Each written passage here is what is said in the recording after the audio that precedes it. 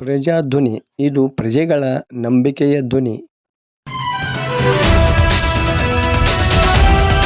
ಮಣ್ಣಿನ ಮನೆ ಬಿದ್ದು ಗಾಯ. ಜುಲೈ 3 ರಂದು ಮಧ್ಯರಾತ್ರಿ 1 ಗಂಟೆಗೆ ಸುರಿದ ಮಳೆಗೆ ಲಕ್ಷ್ಮೇಶ್ವರದ ದೇಸಾಯಿಬಣದ ನಿವಾಸಿ ಗಂಗಪ್ಪ ಸಿದ್ರಾಮಪ್ಪ ಹತ್ತಿಕಾಳ ಇವರ ಮನೆ ಮೇಲ್ಛಾವಣಿ ಕುಸಿದು ಬಿದ್ದು ಮೂವರಿಗೆ ತೀವ್ರ ಪೆಟ್ಟಾಗಿದೆ. ಅವರಲ್ಲಿ ಚಂಬವ್ವ ಮಹಾಜನಶೆಟ್ಟರ ಅವರನ್ನು ಹೆಚ್ಚಿನ ಚಿಕಿತ್ಸೆಗಾಗಿ ಜಿಮ್ಸ್ ಕಳುಹಿಸಿಕೊಡಲಾಗಿದೆ. ಗಂಗಪ್ಪ ಹತ್ತಿಕಾಳ ಮತ್ತು ಸರೋಜಾ ಹತ್ತಿಕಾಳ ಅವರಿಗೆ ಲಕ್ಷ್ಮೇಶ್ವರದ ಸರ್ಕಾರಿ ಆಸ್ಪತ್ರೆಯಲ್ಲಿ ಚಿಕಿತ್ಸೆ ನೀಡಲಾಗುತ್ತಿದೆ.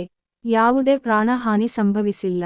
ತಹಶೀಲ್ದಾರ ವಾಸುದೇವಸ್ವಾಮಿ ಆಸ್ಪತ್ರೆಗೆ ಭೇಟಿ ನೀಡಿ ಗಾಯಾಳುಗಳ ಆರೋಗ್ಯ ವಿಚಾರಿಸಿದರು. ವರದಿ ನಾಗರಾಜ ಹಣಗಿ, ಪ್ರಜಾಧ್ವನಿ, ಲಕ್ಷ್ಮೇಶ್ವರ. ರಾತ್ರಿ 1 ಗಂಟೆಗೆ ನಮಕ್ಕಂತ ಬಿಡ್ತೀವಿ. 2 ಗಂಟೆ ಮೇಲೆ ಮಣ್ಣ ಬಿಟ್ಟು ಇವ್ರ ಮ್ಯಾಗ ಹೋಗಿ ಅವ್ರು ಹೋಗಿ ಕರ್ಕೊಂಡ್ಬಂದು ಎಲ್ಲ ಕರ್ಕೊಂಡು ಮಣ್ಣಿಗೆ ತೆಗೆದು ನಾವು